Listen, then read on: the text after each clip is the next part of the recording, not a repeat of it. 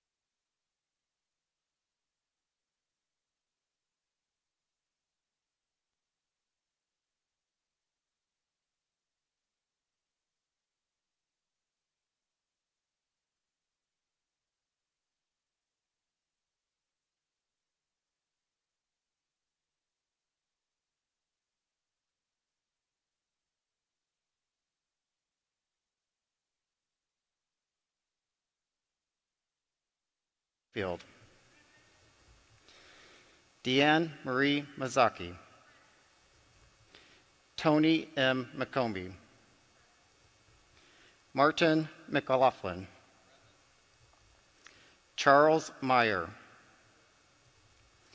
Debbie Myers-Martin. Chris Miller. Anna Moeller. Bob Morgan. Tom Morrison. Martin J. Moylan. Mike Murphy. Michelle Mussman. Suzanne M. Ness. Adam Niemerg. Aaron M. Ortiz. Tim Ozinga. Delia C. Ramirez. Stephen Reich. Robert Bob Rita. Lamont J. Robinson, Jr. Sue Scherer. Dave Severin. Justin Q. Slaughter. Nicholas Nick Smith. Keith P. Summer. Joe Sosnowski. Ryan Spain. Ann M. Stava Murray. Brad Stevens. Denise Wang Stoneback. Katie Stewart. Dan Swanson. Curtis J. Tarver II. Andre Tapetti. Dan Ugaste. Dave Vella. Mark L. Walker. Lawrence Larry Walsh, Jr. Tom Weber. Emmanuel Chris Welch. David Allen Welter. Maurice A. West II. Keith R. Wheeler. Blaine Willauer. Ann M. Williams.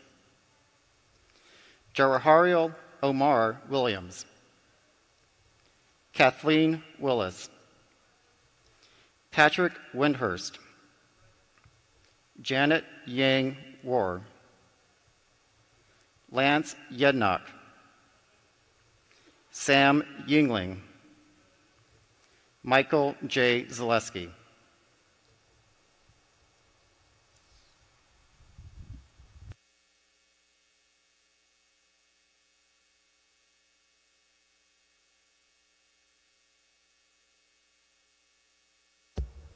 One 116 representatives-elect having answered the roll and being in attendance, a quorum is present and the House of Representatives of the 102nd General Assembly is officially convened. The provisional clerk will enter the attendance roll in the journal. I now have the honor of presenting the Honorable Mary Kay O'Brien, Justice of the 3rd District Appellate Court, who will administer the constitutional oath of office, following which each member shall execute the written oath to be filed in my office.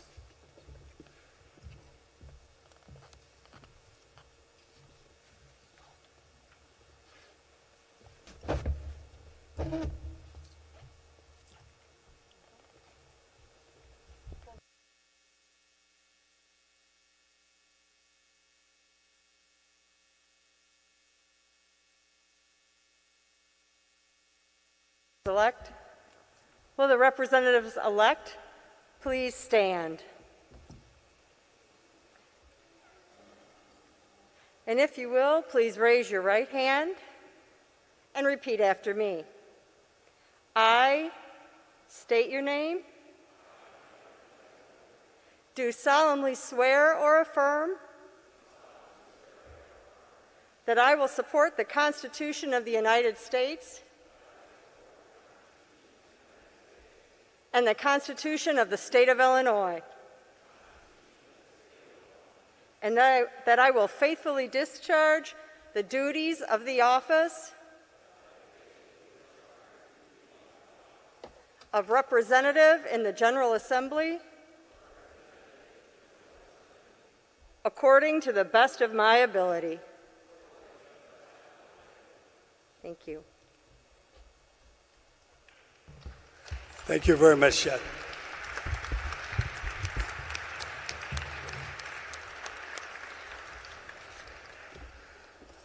Again, will all of the members of the House please execute the written oath and submit them to the provisional clerk. Members shall execute their signatures twice on the sheet placed before them. Staff will be around to pick up the oaths, and they will be sent up to this desk, and they will be properly handled. So please, fix your signatures to both documents and make sure that someone is there to pick them up. Thank you.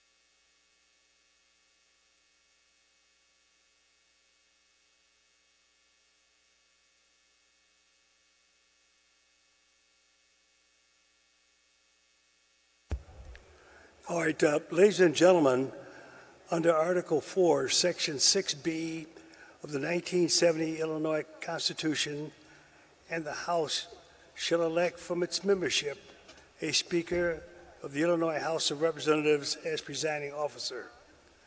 The rules of the House provide for nominations, and all nominations require a second. The election of the office of Speaker requires the affirmative vote of a majority of those elected. Therefore, 60 votes in favor of a nominee shall be required to be elected Speaker. Debate is not in order following the nomination. Nominations are now in order for the office of Speaker. Representative Maurice West is recognized for a nomination. Thank you, Mr. Secretary. If the body will indulge me before I move forward with my nomination, no matter where you stand on the scale of favorability, we must give recognition to whom recognition is due. Today marks the 50th anniversary of Speaker Michael J. Madigan being in the House of Representatives, and today he will be passing the torch of this leadership position to someone new. And so, again, no matter where you stand on the favorability, out of respect, I ask for a standing ovation for the legacy and the service of Speaker Michael J. Madigan.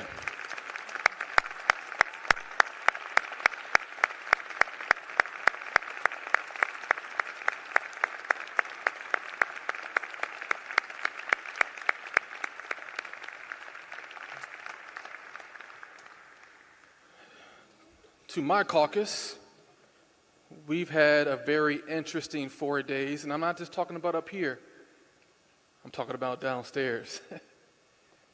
And it was very historic in so many levels. And I think we need to, as a caucus, and to our colleagues on the other side of the aisle, you can definitely join us if you so desire, but we've had historic and, I would say, bold individuals come forward to run for Speaker.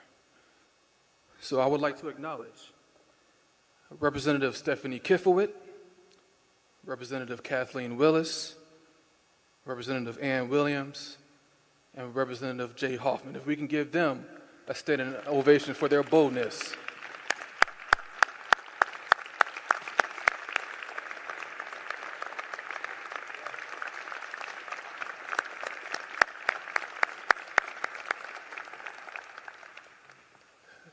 Mr. Secretary, Honorable Judge Mary Kay O'Brien, honorable members of the 102nd General Assembly, I rise for this historic moment to nominate Emmanuel Chris Welch as Speaker of the Illinois House of Representatives, for him to be the first African American to be nominated, or no, to be elected as Speaker of the House in the state of Illinois.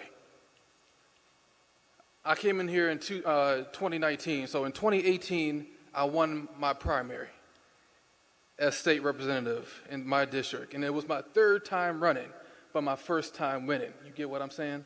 So I lost twice. For those of you who have ever lost, it's not a good feeling, right? And so I consider myself to be a professional candidate. And shortly after my election, it hit me, and it hit me hard.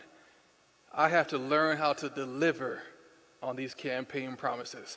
I know how to campaign. Now I have to learn how to govern. And you could just imagine the jitters that came thinking about that.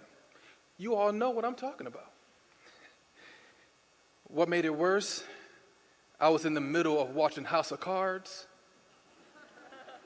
And if you've seen House of Cards, it was super cutthroat. And I'm like, I'm not that kind of guy. I don't know what I'm going to do with this, right? And so it made my nerves even worse. I should have watched West Wing, but I don't know what I was thinking. So I had so many questions and no one to answer it. And then I received this random call from this random state representative named Emmanuel Chris Welch, who asked if he can come to my city to break bread with me and to get to know me. Remember, I watched House of Cards, so I knew that, they would want, I have an ask for you, or you will do everything I say, or I will destroy you, stuff like that. You've seen House of Cards. So we went to Illinois Machine Shed in Rockford and ate some fried chicken, no judgment. And I asked all my questions. And he answered all of them. And I still was waiting for that ask. I was waiting for that other shoe to drop. Like, why are you really here? He then showed his custom suits, and he told me to invest in myself, because at the time I was wearing these $39 suits, and because it was so cheap, it had plastic in it. And so on the house floor, it would like shine, and I'll be so embarrassed, and I'll look at the likes of Greg Harris and Chris Welch, and I'm like, I gotta invest in a new suit. So I hope you guys like my three-piece. But anyways. So he helped me to learn how to invest in myself. And to my shock, he left Rockford, and there was no ask. And he genuinely wanted just to get to know me and answer my questions. He then invited me to Chicago for one of his fundraisers so that I can meet other people. And that's where I got to meet my brothers, Representative Robinson, Representative Slaughter, Representative Tarver. Let me put a caveat, Representative Slaughter was late. Representative Smith, and we broke bread with him there. And he brought his wife, and his wife gave me advice on how to be a good husband to my new bride. Because as you can imagine, I was nervous because, I'll be down here for 5 months. She went down to the details. Make sure you take selfies telling her you love her. And so I don't know if you guys saw me back here. I was taking selfies to my wife, telling her I love my beautiful bride. But his wife came and instilled and imparted in me. Even then, no ask. He wanted me to meet my new brothers and become connected. Welch quickly became my mentor. Anytime I had a question, he made himself available to me. He taught me everything opposite of House of Cards to be successful in the General Assembly. Building and cherishing relationships with colleagues, with all of you. How to be effectively present in my district, and how to stand by my convictions, even when my convictions are not popular amongst the body. It took Leader Welch 2.5 years from when I met him to finally drop the other shoe on me when he made the ask for me to nominate him as Speaker of the 102nd General Assembly, and I'm honored to do it. Chris Welch is the leader for such a time as this. Yes, we are walking in uncharted territories with COVID-19 still running rampant through our communities, a major budget crisis, remap, all while immediately following the huge footsteps and monumental legacy of Speaker Madigan. But I firmly believe that Welch did not choose this moment. This moment chose Welch, because he has the wherewithal to convene the great minds within this caucus so that we could tackle these issues together. To my family, I look among us and I see a dream team, a team of exceptional legislators. Emmanuel Chris Welch will empower each and every member to get things done for the people of Illinois. He promised us power moves to restore the trust of the people of Illinois through immediate ethics reform, term limits on the speaker position, and to have a diversified leadership team so that it looks like our caucus.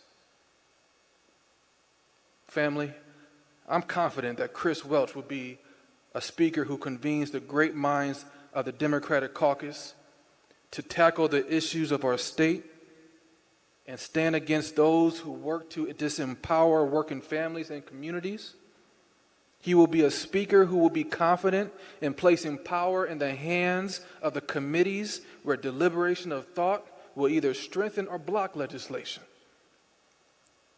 Please join me by voting for Emmanuel Chris Welch as Speaker of the Illinois House of Representatives in the 102nd General Assembly. Our history, our present, and our future has its eyes on this moment. Thank you.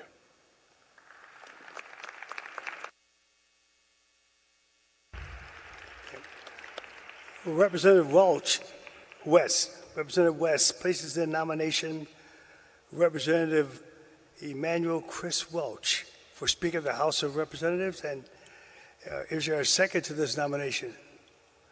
The chair recognizes Representative Delia Ramirez. Good afternoon, House of Representatives of the 102nd General Assembly. I rise on this historic day to second the nomination of Emmanuel Chris Welch to be our next Speaker.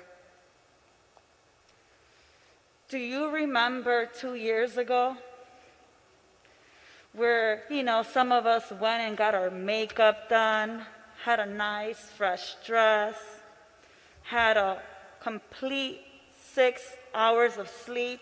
Some of us, some did not, probably celebrated in preparation. Do you remember that we stood on that stage and we looked at our families? For some of us, that was a historic moment. For the 71 people that came with me, and thank you to everyone who gave me their tickets that didn't need them, so that I could have all of them there. My mother and father were able to see the first Guatemalan American ever elected in the Midwest. And I remember that we all looked at our families and we made a pledge of commitment to them, to our friends, and to the state of Illinois to fight for them, to stand for them, and to make sure that life for them in the next term would be better.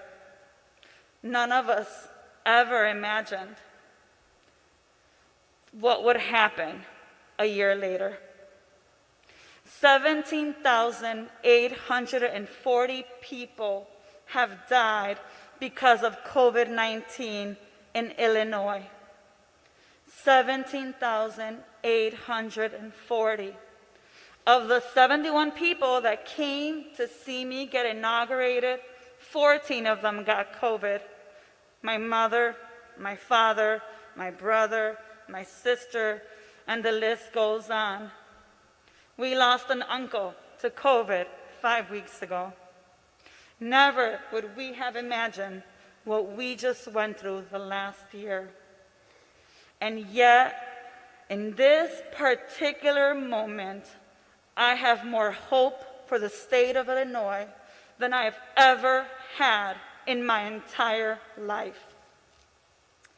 You see, this summer we were asking ourselves, when we saw the protests, when we saw the actions, for the undocumented community for the last few years, we've been asking, will today be the day that we separate another family? For so many of us, our families have been living in fear and in hostage and imprisoned and killed. And many of you called some of us and said, what do I do to help? And for those of you that know me, depending on who you are, I'd ask you, be a partner, be an accomplice, be more than an ally. See, to be an accomplice, you must be willing to die with me. You must be willing to go to jail with me. You must be willing to put everything on the line for my liberation, because my liberation is intertwined with your liberation and your liberation. We worked hard to get to this moment. And as I think about those last 2 years for me, I'm never going to be the same. As I stand here before you, I'm not the woman that got elected 2 years ago. It's been hard. We've also had some great victories. We've had a lot of lessons learned. Who I have seen since that first day that I got inaugurated, consistently, persistently find ways and time to support me, the Latino caucus, the Black caucus, our downstaters, to work with people here and there has always been Emmanuel Chris Welch. You see, where you stand, when you stand with me, will tell me who you're going to be when you have more leadership.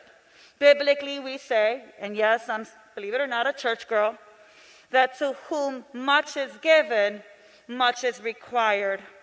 Emmanuel Chris Welch has proven over and over and over that he is willing to step up, as Representative West said, for such a time as this. So on behalf of my family and those that have survived COVID, on behalf of those Latina girls who have been asking ourselves, how do we stand in solidarity with one another, where we lift one another, not put one down? Today I get to stand here and say that all of us can be part of a multicultural, what some would call a beloved community. And the leader for this moment, for this particular moment, is Emmanuel Chris Welch. I'll end with this. I don't have children. I hope to, maybe. Some of you do. Some of you may. Think about this. In 5 years, tomorrow, in 15 years, when we look at that history book, you will be able to proudly say that in the middle of the chaos of this country, when white supremacists attempted to take over our nation, that we stood together to elect the first African American to Speaker of the Illinois House of Representatives. We did that. That is how you're an accomplice, a partner, and we work for justice for all. So it is my honor. It is my pleasure. It is the gratitude of today that I will remember for the rest of my life, to proudly, with honor, with commitment and conviction, extend that second nomination to who will be my speaker, Emmanuel Chris Welch.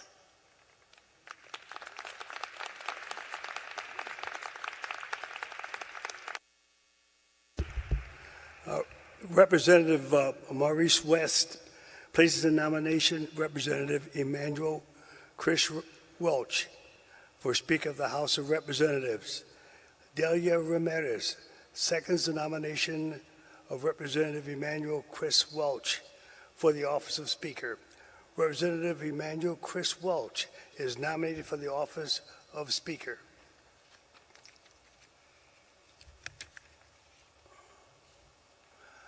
There are further nominations for the office of Speaker. The chair recognizes Representative Amy Ellick.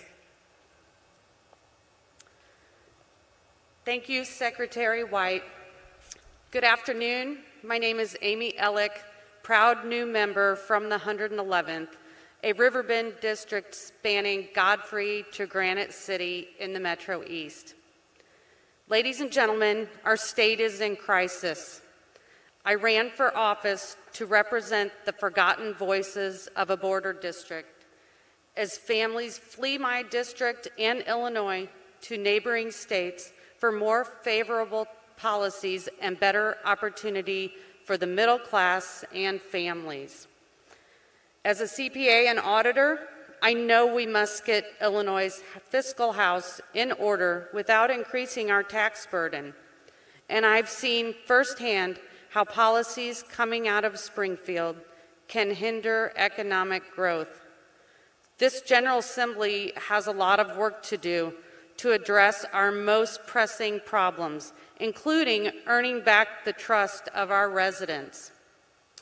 Ghost payrolling, pay-to-play, investigations, indictments, arrests, and even the cover-up of alleged crimes have all made headlines recently and have touched members of this chamber. However, our Republican leader made me very proud to join this caucus when he stood up to Mike Madigan and the corruption plaguing our state and demanded accountability. Today, I am honored to stand to nominate Jim Durkin for Speaker of the House of Representatives. Leader Durkin is a former prosecutor who first ran for office to instill fiscal responsibility in his local college board. Now he works to find common ground to create balanced budgets that don't ignore taxpayers. He has spent his career doing the right thing, seeking justice for victims, creating opportunity for all residents, and fittingly ending corruption. Members of the 102nd General Assembly, I ask you to join me in supporting an honorable man who would represent a much-needed fundamental change in this institution and in our state. Vote for Jim Durkin for Speaker of the House.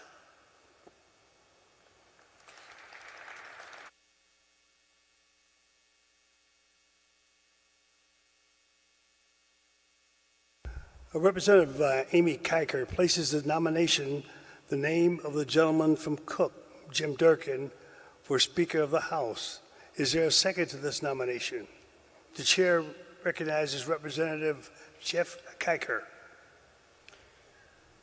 Thank you, Mr. Secretary. I rise today to second the nomination of Jim Durkin as the Speaker of the Illinois House of Representatives of the 102nd General Assembly of the state of Illinois. Each of us is here today because our district has entrusted us with the responsibility and the privilege of serving as their voice in this House. What makes serving in this body such a tremendous honor is how each of us brings our own unique personal story to the fabric of Illinois' democratic process. Our 118 individual journeys of family, education, professional experience, civic engagement, they all intersect here, in this place, at this moment. For this exceptional opportunity to begin writing the first page of a new chapter in our beloved state's collective history.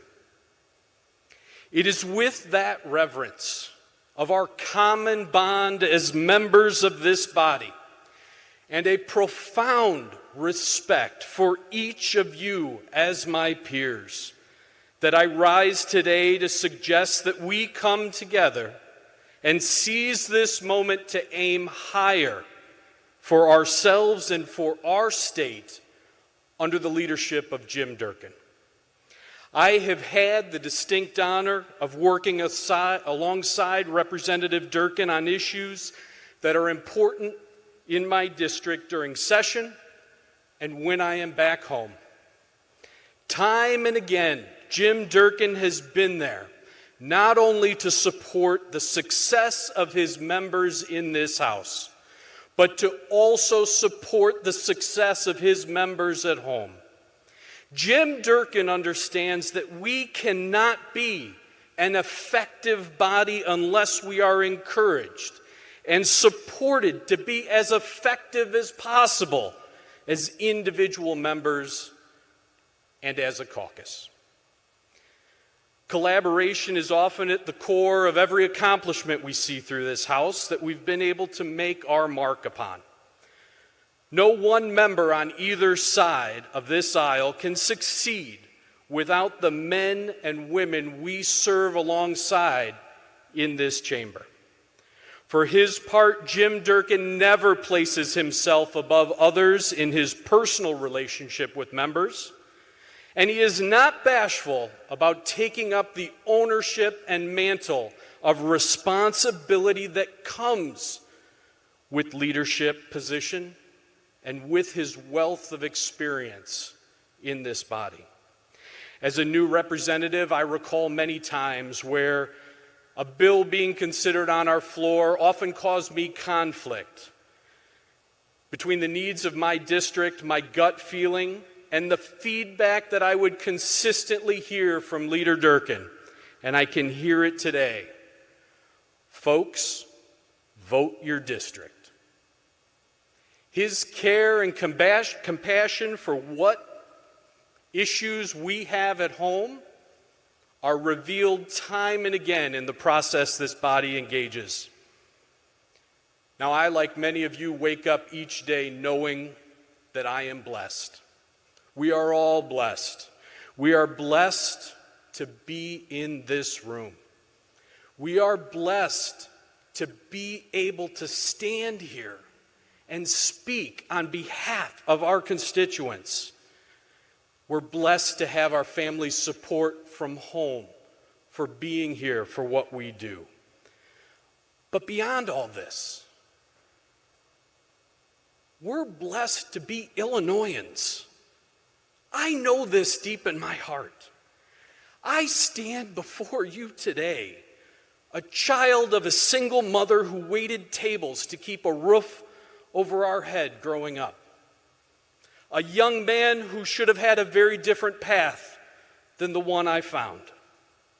But I had a mother whose optimism for her children's future allowed all three of us to see that light of optimism and potential, and to see all three of her children graduate from Northern Illinois University.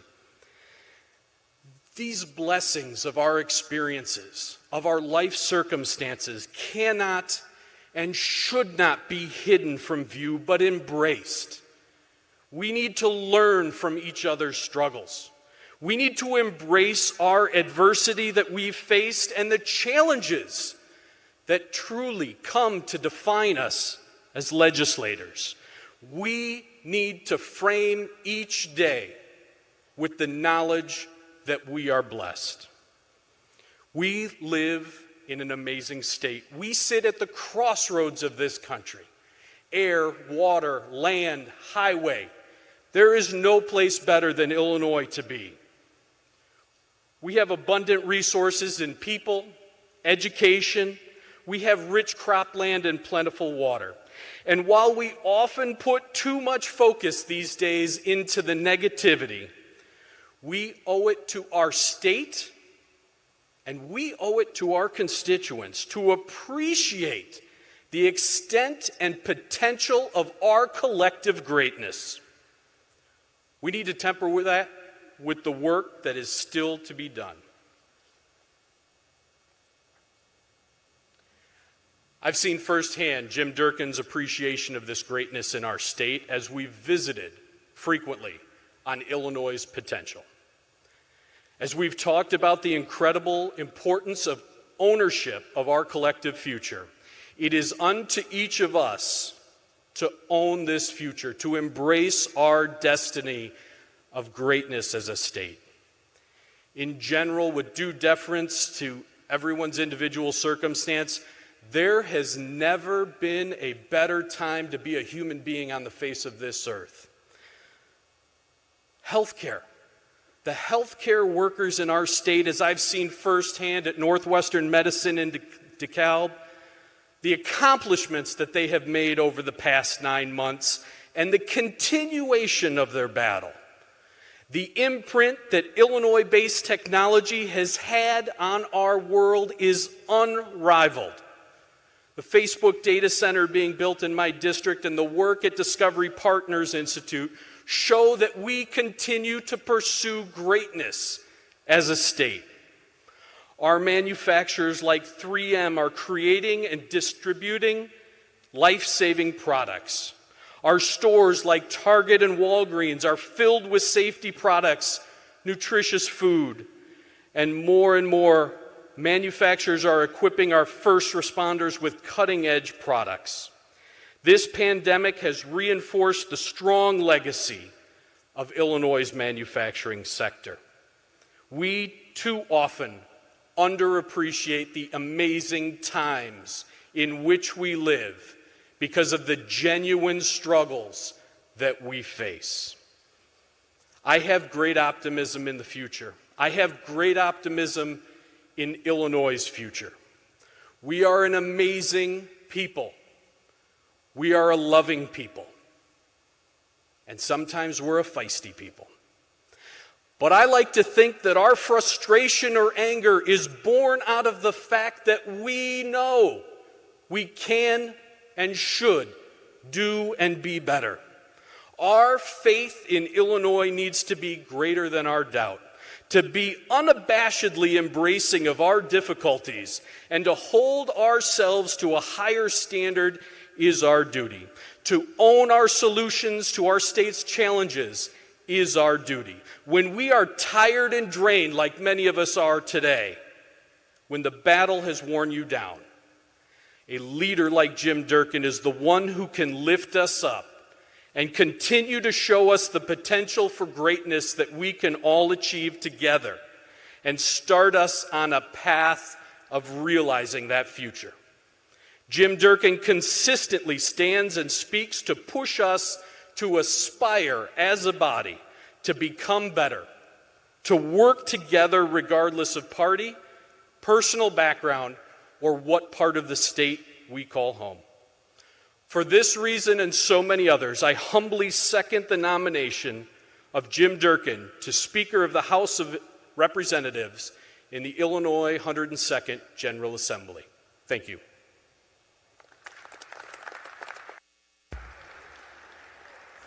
Representative Amy Ellick places the nomination in the name of the gentleman from Cook, Jim Durkin, for Speaker of the House. Representative Jeff Kiker seconds the nomination of Representative Jim Durkin for the office of Speaker. Representative Durkin is nominated for the office of Speaker. Are there further nominations for the office of Speaker? There being no further nominations offered from the floor, nominations for the office of Speaker are closed. The nominees for the office of Speaker for the 102nd General Assembly are Representative Emmanuel Chris Welch and Representative Jim Durkin. And on that question, we will have an oral roll call.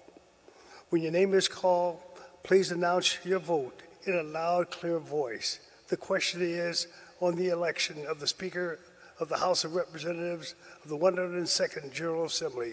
Mr. Clerk, call the roll, please. Once again, members, please speak loudly so we can hear up front. Representative Ammons. Representative Avalar. Representative Batnick.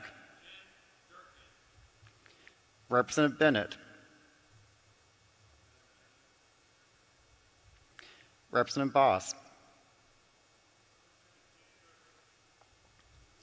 Representative Bourne. Representative Brady. Representative Buckner. Representative Burke. Representative Butler. Representative Carroll. Representative Cassidy. Representative Calkins. Representative Chesney. Representative Collins. Representative Conroy. Representative Costa Howard. Representative Crespo. Representative Croak. Representative D'Amico. Representative Davidsmeyer. Representative Davis. Representative Delgado. Representative DeLuca. Representative Dimmer. Representative Didich. Representative Durkin. Representative Ellick. Representative Evans. Representative Flowers. Representative Ford. Representative Freeze, Randy Freeze. Representative Gable. Representative Gon Gershwitz.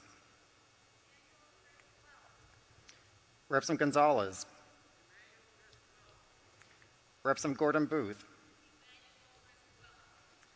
Representative Grant. Representative Greenwood. Representative Grisardi. Representative Haas. Representative Halbrook. Representative Halpin. Representative Hammond. Representative Harper.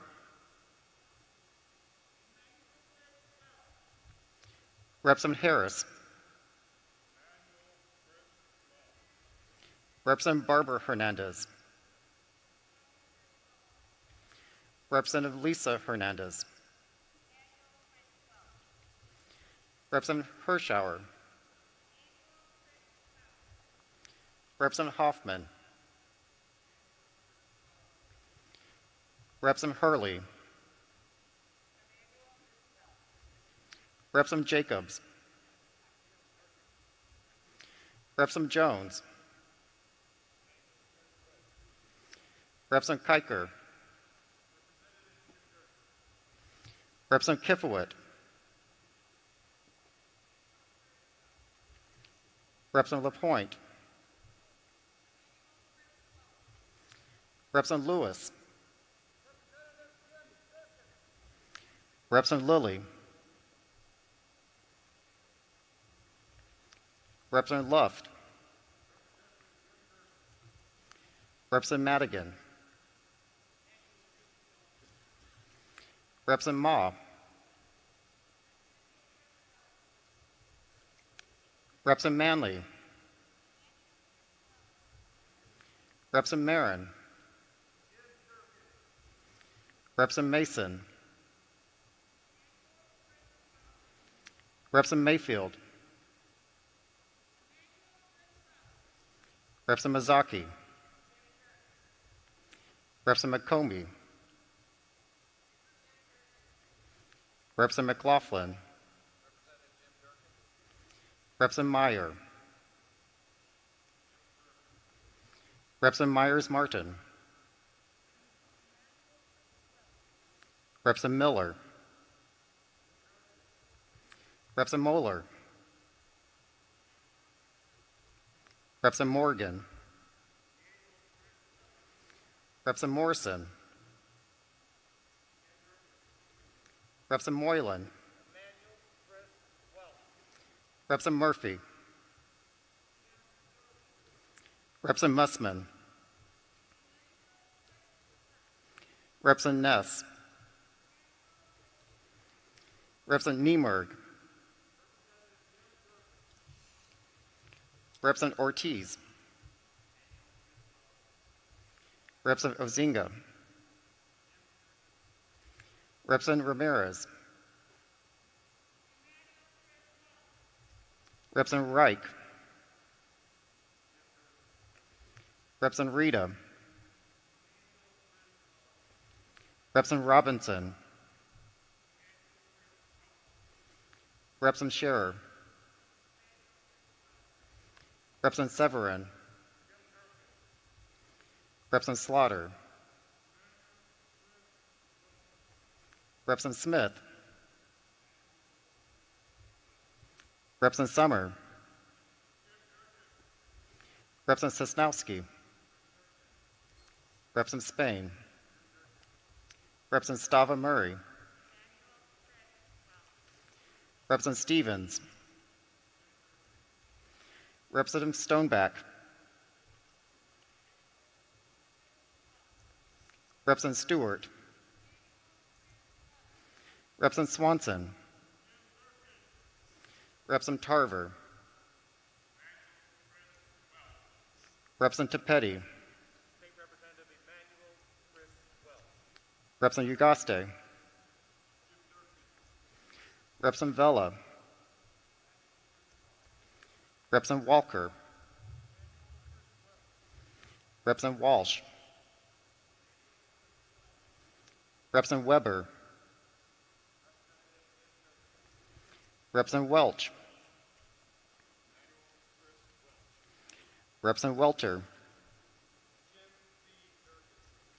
Representative West. Representative Wheeler. Representative Wilhauer. Representative Ann Williams. Representative Jawaharial Omar Williams. Representative Willis. Representative Windhorst. Representative Yang War. Representative Yednock. Representative Yingling. Representative Zaleski.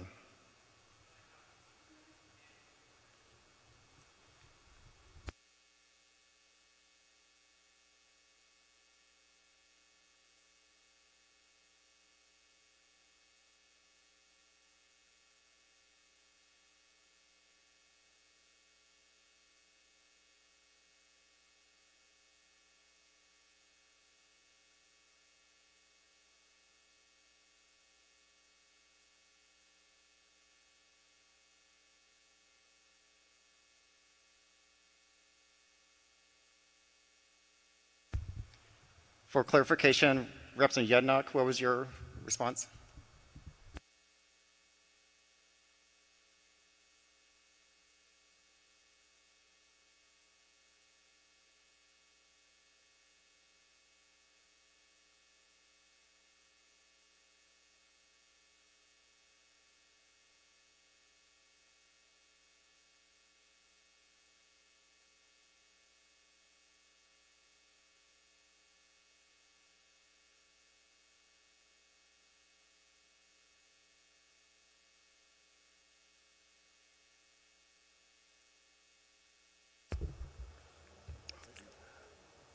On the question, Mr. Welch receives 70 votes. Mr. Durkin receives 44 votes. I hereby declare Emmanuel Chris Welch has been elected Speaker of the House of Representatives of the 102nd General Assembly.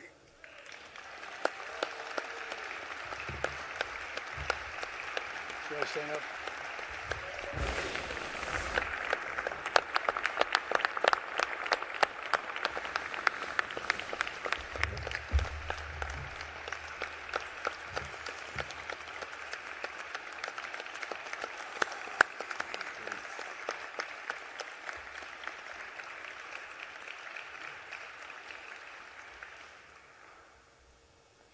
Having received the second highest number of votes and serving as the leader of the numerically strongest political party other than the party which the Speaker-elect belongs, I declare that Jim Durkin has been elected Minority Leader of the House of Representatives for the 102nd General Assembly. Congratulations to you.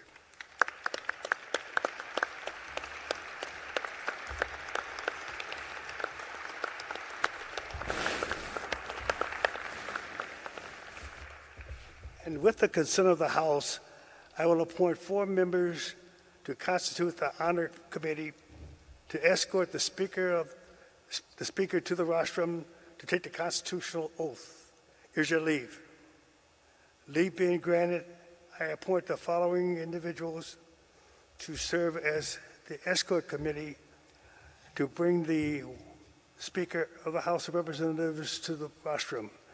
Representative Cambion Buckner, Representative Natalie Manley, Representative Elizabeth Hernandez, and Representative Daniel Didish. Will you please escort Representative Emmanuel Chris Welch to the rostrum?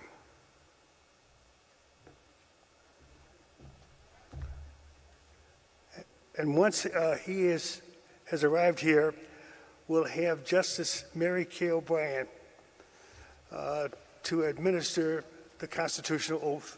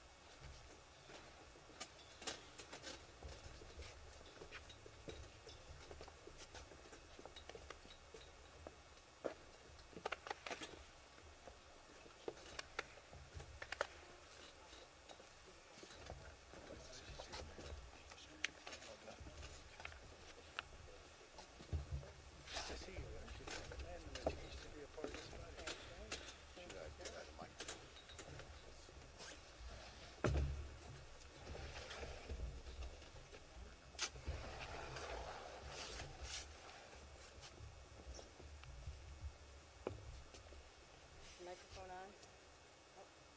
At the top. All right.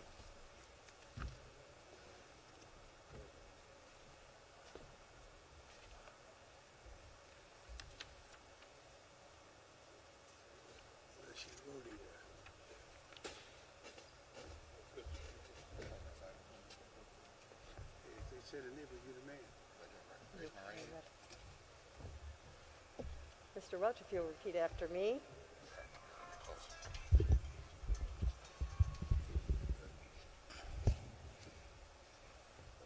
I, Emmanuel Chris Welch, I, Emmanuel Chris Welch, do solemnly swear do solemnly swear that I will support the Constitution of the United States that I will support the Constitution of the United States and the Constitution of the State of Illinois, and the Constitution of the State of Illinois, and that I will faithfully discharge and that I will faithfully discharge the duties of the office of Speaker the duties of the office of Speaker of the Illinois House of Representatives of the office of the Illinois House of Representatives according to the best of my ability. according to the best of my abilities. Congratulations, Speaker Welch. Thank you. Good to see you.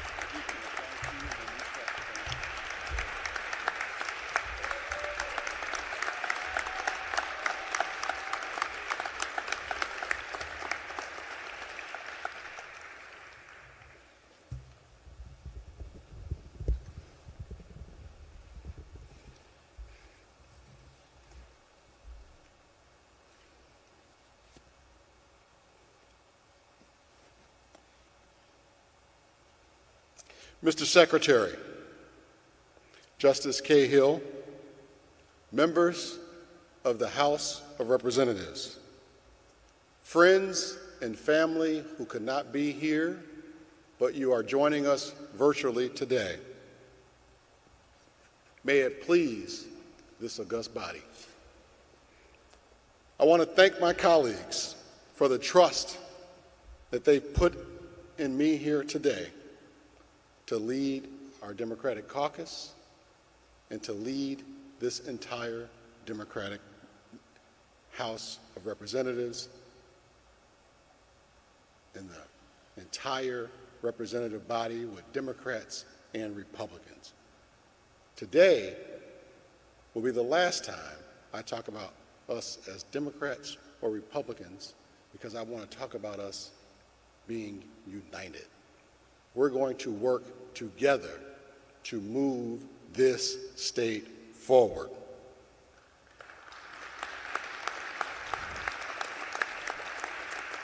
I am grateful and humbled by your friendship, your guidance, and your trust. While we won't always agree because of where we come from, I want to ensure that each of my colleagues knows that I want to work with you directly.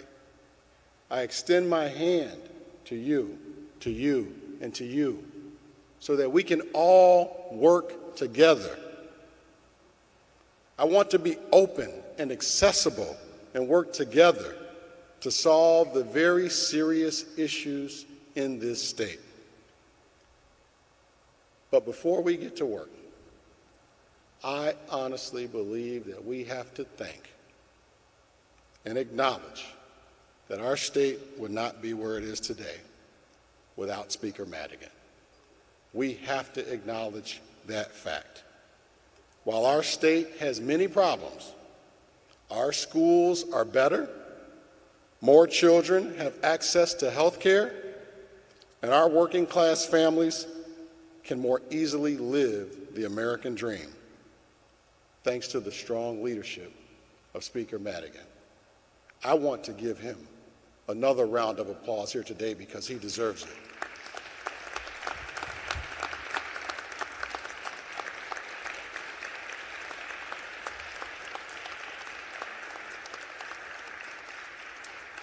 I have personally witnessed his steadfast leadership, and I have learned what true leadership looks like. Even in the face of very difficult adversity, I have seen that steadfast leadership. This state will never be able to adequately thank Speaker Madigan for the job he has done. I can't go any further without thanking my wife, my beautiful wife, Shantae, who's watching virtually and couldn't be here for this historic moment here today. She's been my rock. She's been my supporter, my cheerleader. And when I called and told her what was going on here and asked what her thoughts were, even though she knew what was ahead, all of the negativity that would be coming forth, the hate that would be spewed on TVs and in newspapers, my wife said to me, "You're ready. You've prepared your whole life for this moment. And if you want to do that, you do it. You step up and answer the call and help fix our state." So I want you all to give my wife a round of applause because she's going to need it.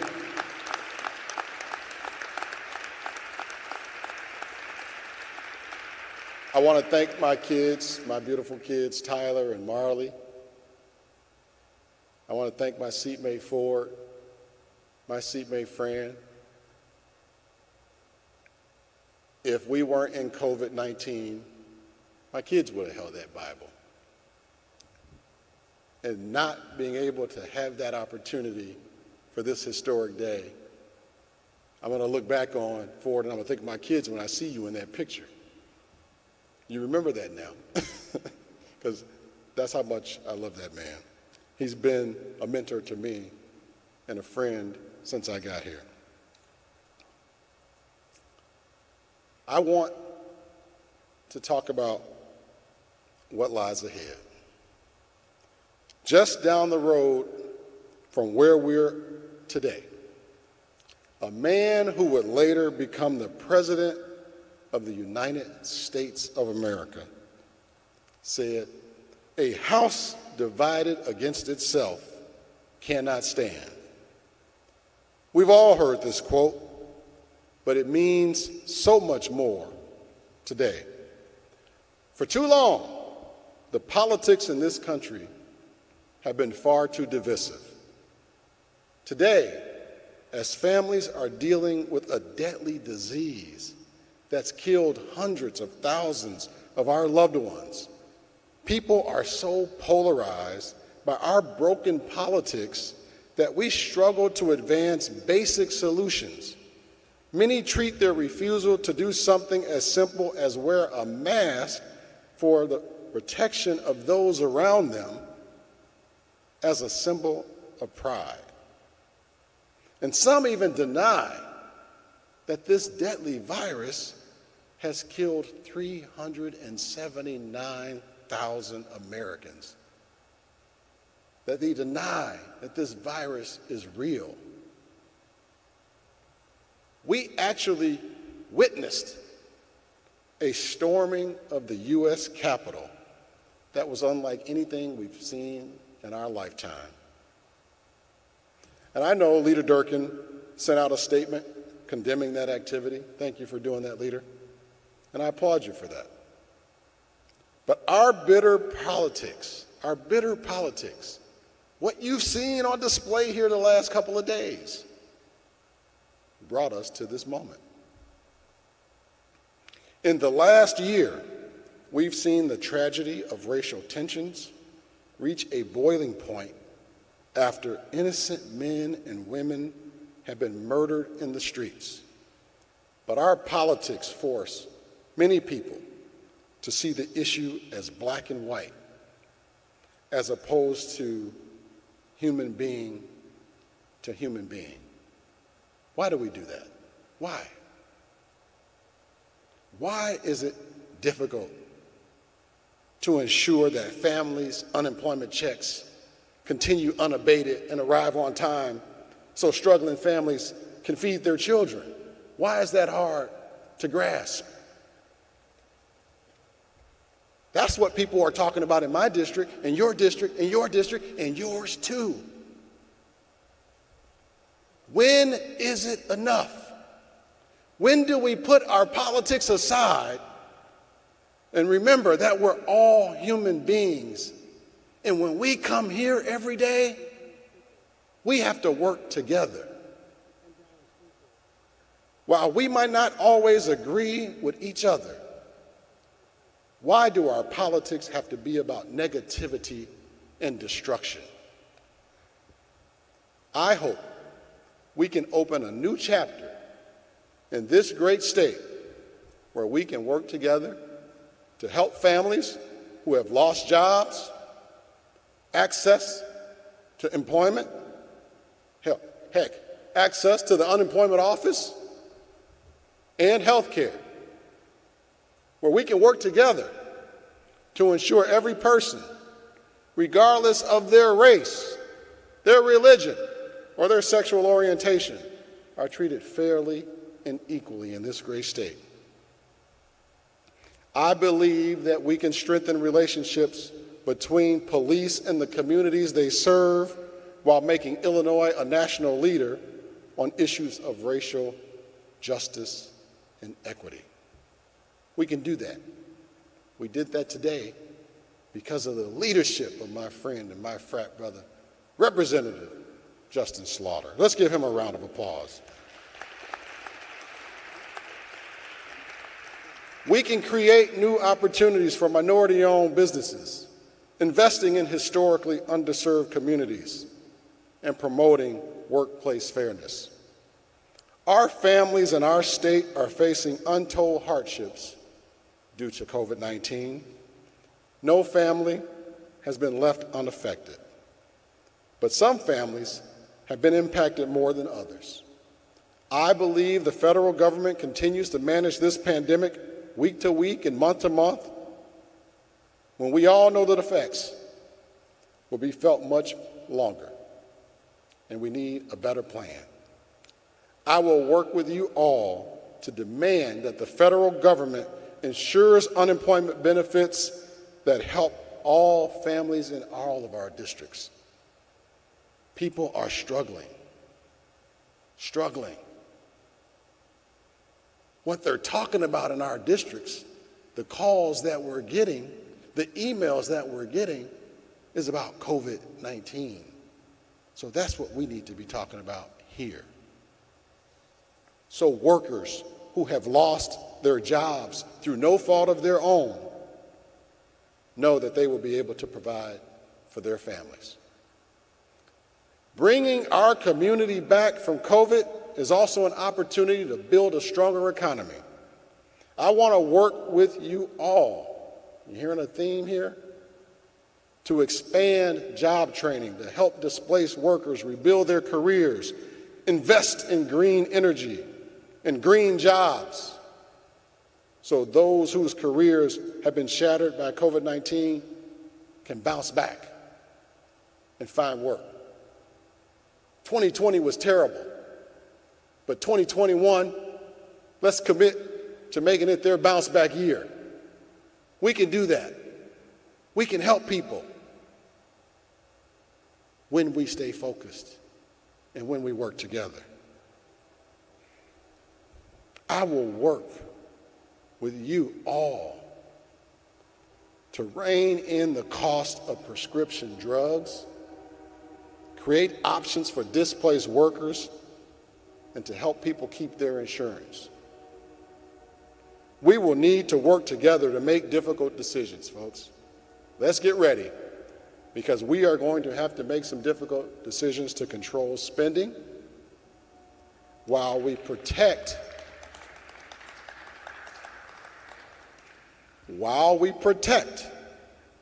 our most vulnerable residents, Leader Durkin.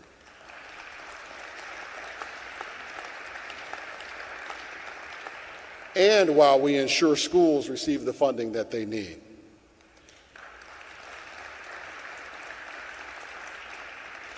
And we need to address the ethics loopholes in this state to ensure we're acting in full transparency and that all public officials are keeping their oaths to their constituents, putting their own ambitions and agendas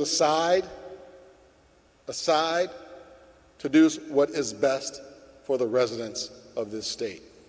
We all have to do that. There are many important issues that will face us in the coming months, and it's important that we seize this opportunity. Moments are just that, a moment. Once they pass, we can never get that moment back. And as the Illinois General Assembly, it's important that we meet the challenges of this moment. How do we do that? How do we meet those challenges? We meet the challenge of the moment by being united, not divided. We're not Democrats and Republicans when we come to work. We're going to be united, not divided. We remember our shared values, not the few differences that we have. I have so many friends over there, I can tell you the few things that we disagree on. Let's find the things that we agree on and get those out of the way. We can do that. People at home have no idea that it's the small things that they see and read about on TV. We can do better. We think and focus on the good in each other, not bad. We remember the struggles for equality that women, Latinx, and African Americans have historically faced, and we make decisions together that will help right the wrongs of that past. We focus on how we make lives better for our constituents. Remember who we're down here for, our constituents, not our own ambitions. When I came to Springfield last Friday, it was not my ambition to be standing here. I can tell you that. My ambition was to help my constituents. That was the job that I accepted, that I'm going to continue to do each and every day that I come here. And I ask you to join me in that. And we have to remember what our real motivations are that drive us when we come here. That's what's going to help us make this state great. And here's something else I want to touch on, especially after something that happened earlier today. We must respect each other each and every time we come on this floor. That is going to be the rule. We must demand decorum. we must not disrespect each other on this floor. Men, Leader Durkin, we will not disrespect women. We will not. On this floor, this august body will always show each other respect.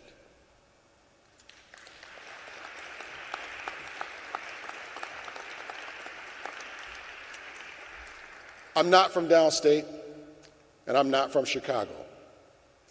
During my time in Springfield, I've sat on the floor between my friends, LaShawn Ford from the west side and Frances Ann Hurley from the southwest side.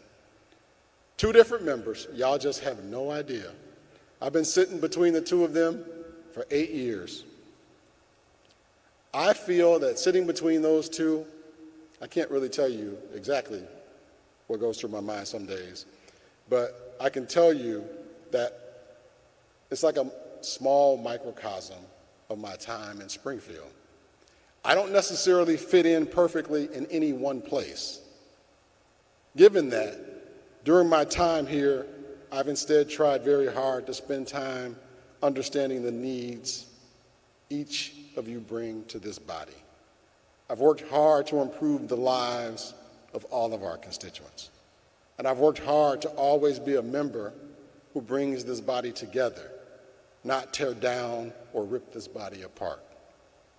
I've worked very hard to be someone that unites us in our goals and our aspirations. I don't know if that's because I was a middle child and I had to unite my older brother and my younger brother, but I guess that's my life experience, and I brought it here. Last week in this country, we saw history made in the state of Georgia, a deep red state. We saw an African-American preacher and a 33-year-old Jewish man elected to the United States Senate. You guys grasp that moment? Understand what that moment meant? That's one of those moments that we can't just let pass and not acknowledge. Senator-elect Raphael Warnock told a story last week that I believe really captures this moment well. He said, "I remember my dad used to wake me up every morning at dawn. It was morning, but it was still dark out. It's dark right now, but morning comes. And as scripture tells us, weeping may endure for a night, but joy comes in the morning. Let us rise up, greet the morning, and meet the challenges of this moment. Together, we can do the necessary work and win the future for all of our children. Not just my two, not just little Charlie over there, everybody's children. Everybody. I am awestruck and humbled to be standing before you today as my sister and nominator, Representative Ramirez, stated, to be the first Black Speaker of the Illinois House of Representatives.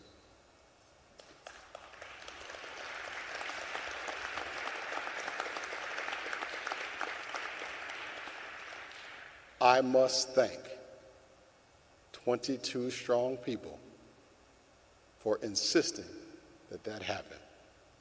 Please acknowledge, respect, and thank the members of the Illinois House Black Caucus. Let's give them a round of applause.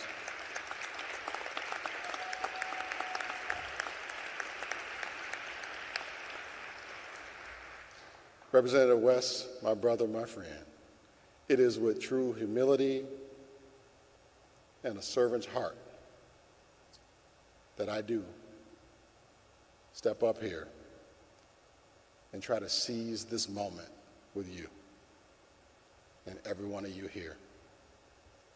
Let us move forward into the next General Assembly together, Leader Durkin, as a united General Assembly, remembering our shared values. Remember, we do share a lot.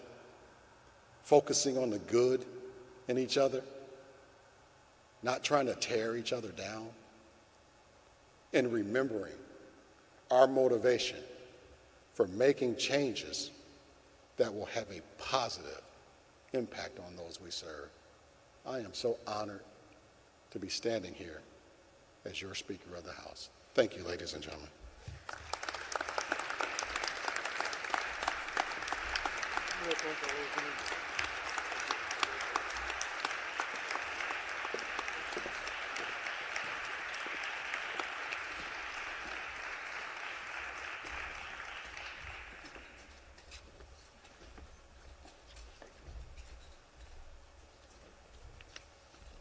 Oh, I got to stay here now.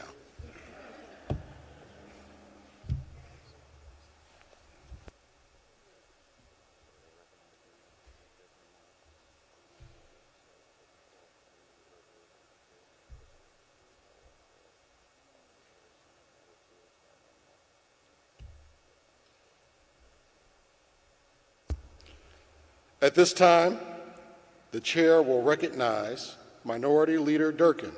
Mr. Durkin, would you like to address the body here today? I would, Mr. Speaker, and you look quite comfortable and good up there. Thank you, sir. You're welcome. You may proceed, Leader Durkin. Thank you so much, and I want to thank Representative Ellick and Kiker, my two colleagues, for their wonderful nomination speeches, and thank you for those kind words. And congratulations, Speaker Welch. When you stated that you will work with me, I take you at your word, and I will work with you. This is an interesting time because as the minority leader from Cook County lives less than 5 miles, as a matter of fact, 4.5 miles away from the Speaker. And if you're driving the limit, as long as the Secretary of State is here, I am driving the limit. It's only 10 minutes. So I got a feeling that we may see each other more often than we think or like, but the fact is, I've known you for years. We both are very passionate about our positions, and that will continue. But I am extending the olive branch of cooperation starting today.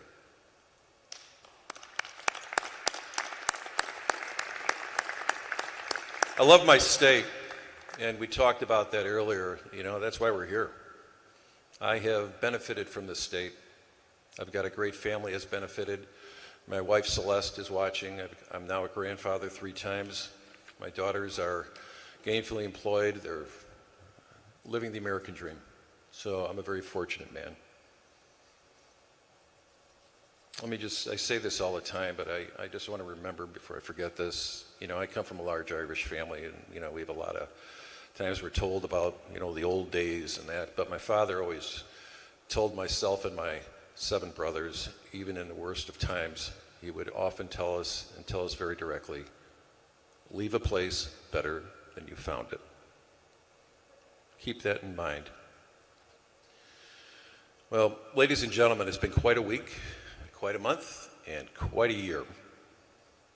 And there's been a lot of build-up to today's swearing in of members to this 102nd, which will be an historic General Assembly.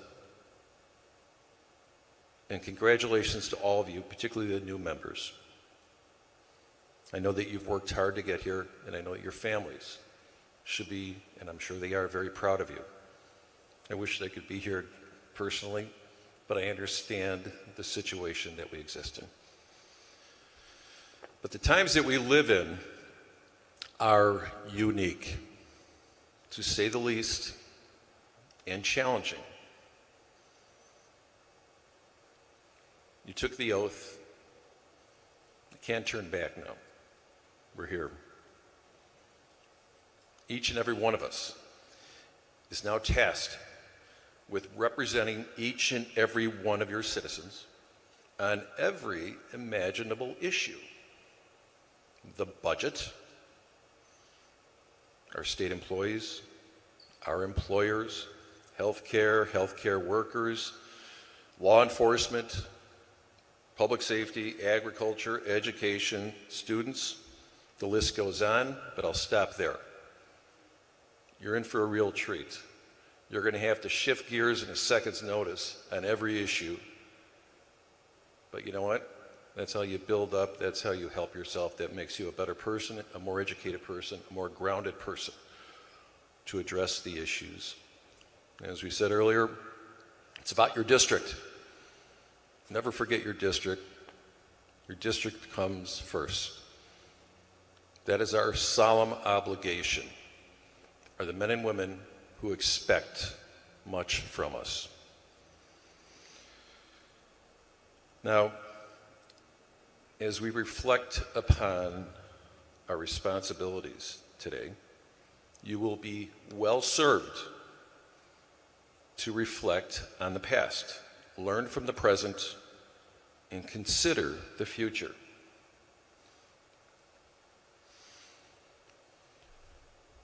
It's often been said that those who forget the past are doomed to repeat it. Remember that. Now, for the first time in many decades, 50 years since he was first elected, the name of Michael J. Madigan has not been offered as Speaker of the House. Mr. Madigan's record will long be reviewed and analyzed.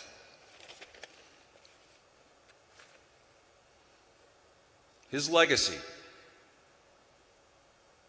leaves broken promises to Illinois taxpayers. Listen, a legacy driven by absolute power and control, so much that his business model forced the largest public utility in the state to enter into a deferred prosecution agreement with the U.S. Attorney's Office in Chicago. That's an admission of fact. A 9-year scheme to bribe. This is my time to talk. What's it about? No-show jobs, board appointments, contracts run through a third party to benefit his allies, all to influence and reward his effort to assist ComEd with legislation. The legacy is also one which failed its citizens with unbalanced budgets, broken pension systems, tax increase after tax increase, with nothing to show for it. The saying goes that power corrupts, and absolute power corrupts absolutely. As I said, reflect on the past. While his reign as Speaker is all but over, his decades in power will never be erased.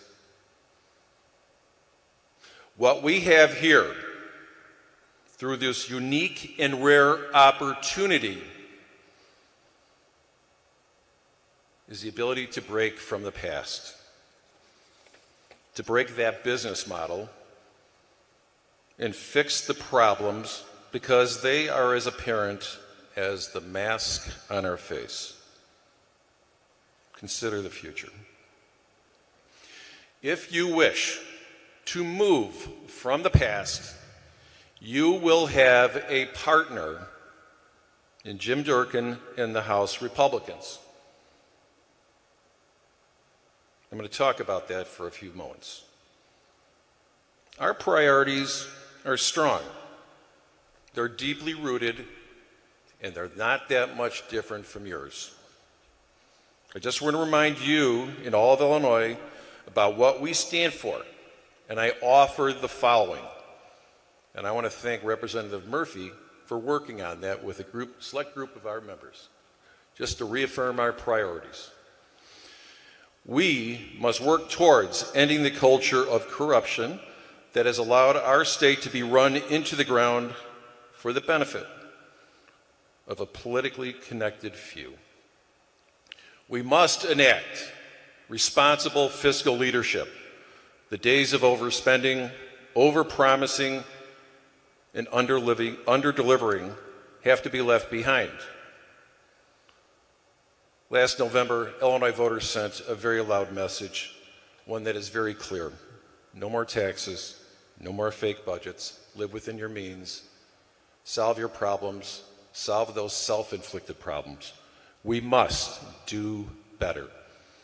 We must grow jobs and opportunities for our families all across Illinois.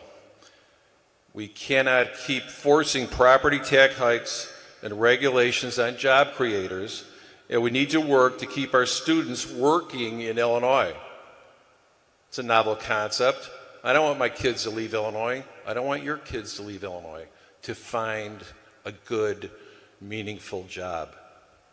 It's happening. We've got to stop that horrible trend. We must ensure the safety of our public.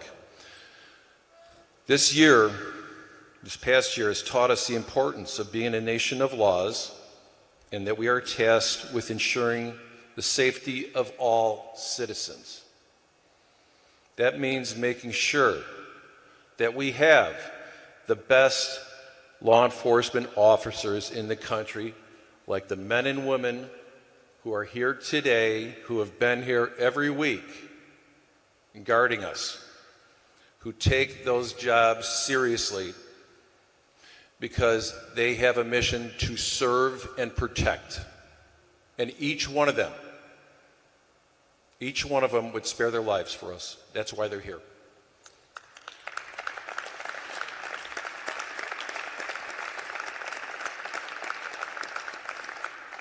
And we cannot demean them. We can work towards a better Illinois, one that is fair, one that hopefully reaches that goal, that pillar of fairness and equity.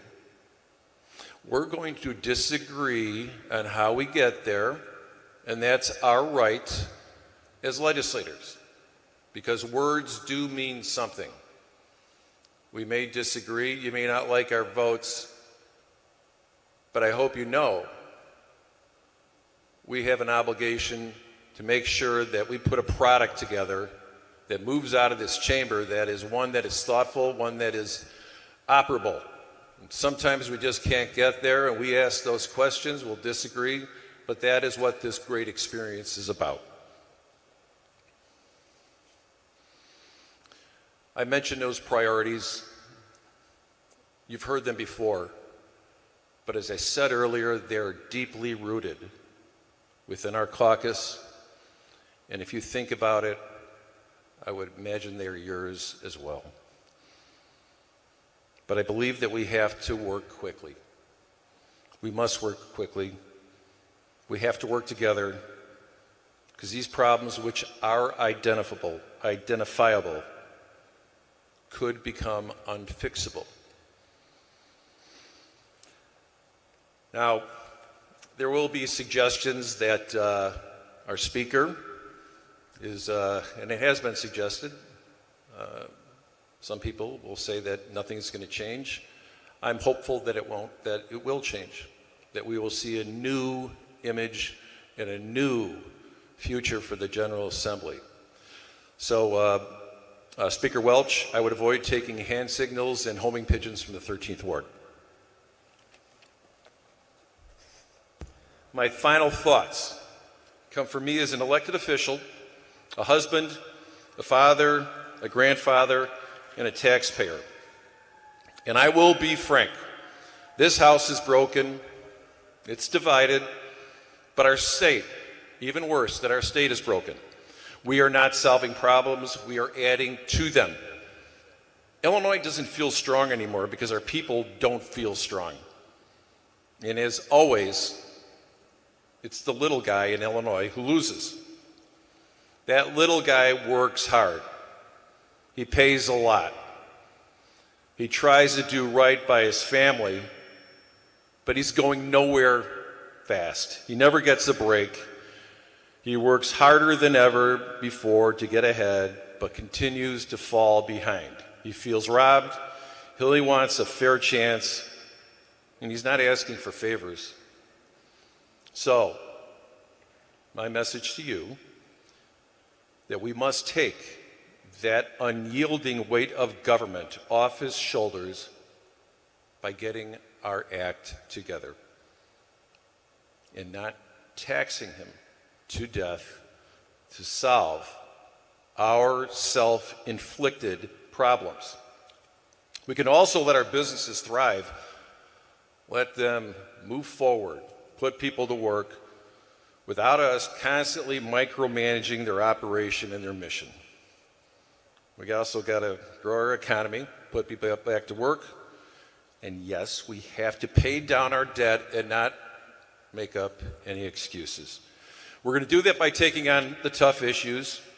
Thank you, Speaker Welch. You said that we're going to take on the tough issues. You have a partner with it.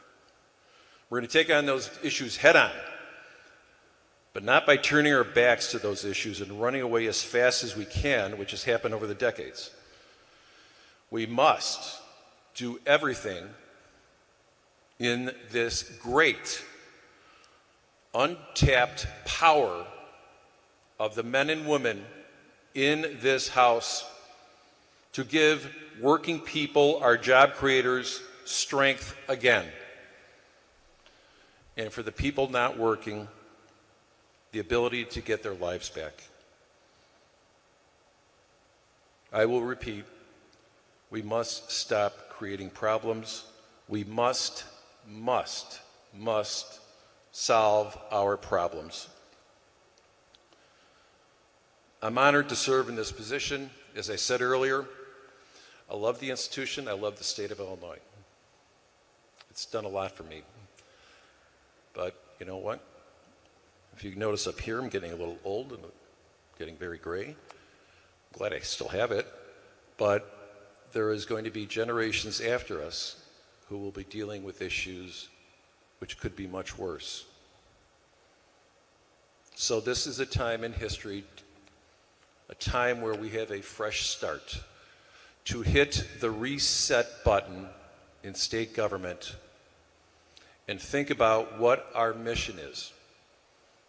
What is our mission to the men and women who work hard and the children every day in our districts? Think about that. I think it's all the same for us. As I said earlier, they want a fair shake. They want to make sure when they make that investment every April to the Department of Revenue that they will get a return on that investment. That should be our goal. With that, I want to thank my colleagues from the Republican Party for instilling with me their confidence. And for my Democrat friends, it's a new day. It is a new day, and let's prove it together, because the state and everyone who believes in state government, they are watching us. And I know we can get there. God bless Illinois. God bless the United States of America.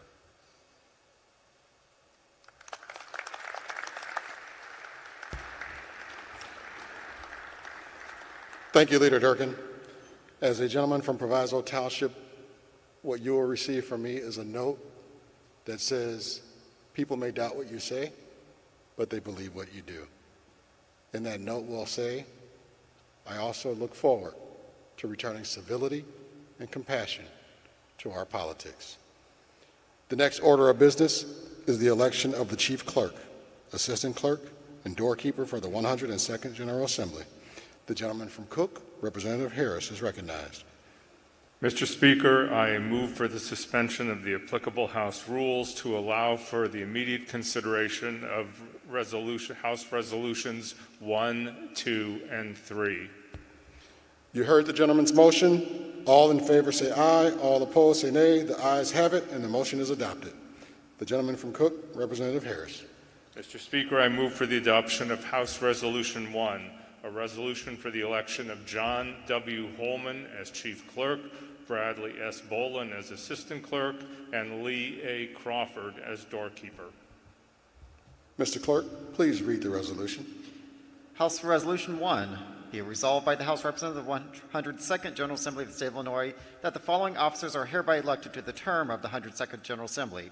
John W. Holman as Chief Clerk of the House, Bradley S. Bolin as Assistant Clerk of the House, Lee A. Crawford as Doorkeeper of the House.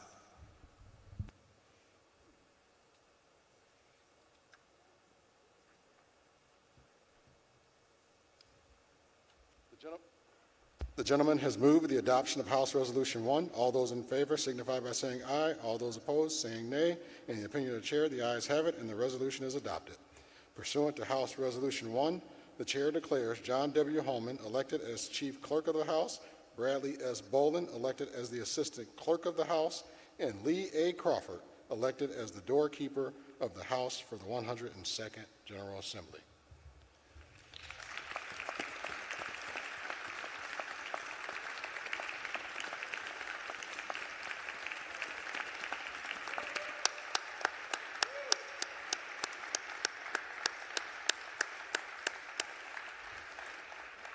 Do these gentlemen accept the offices which they have been elected? They have all indicated they do. The gentleman from Cook, Representative Harris, is recognized to offer another resolution. Mr. Speaker, I move the adoption of House Resolution 2 to direct the clerk to inform the Senate that the House is organized. The gentleman has moved the adoption of House Resolution 2. This is the traditional notification to the other chamber that this body is prepared to do the people's business. The gentleman from Cook, Representative Harris, is recognized to offer another resolution. Mr. Speaker, I move the adoption of House Resolution 3 for the appointment of a committee to attend the governor and to inform him that we are organized and await any communication he may have. The gentleman has moved the adoption of House Resolution 3. This is another traditional ceremonial procedure. Without objection, we can take both motions on one vote. All in favor signify by saying aye. All those opposed, nay. In the opinion of the chair, the ayes have it, and House Resolutions 2 and 3 are adopted. That actually brings us to the conclusion of the inauguration for the 102nd General Assembly. I want to say in conclusion, congratulations to all members of the House for the 102nd General Assembly. I look forward to working with you all in partnership. God bless you all. God bless America. Representative Harris moves the House stands adjourned until Thursday, January 14th at the hour of 10 a.m., allowing perfunctory time for the clerk. Those in favor say aye. Those opposed say nay. The ayes have it, and the House stands adjourned until Thursday, January 14th at 10 a.m., allowing perfunctory time for the clerk.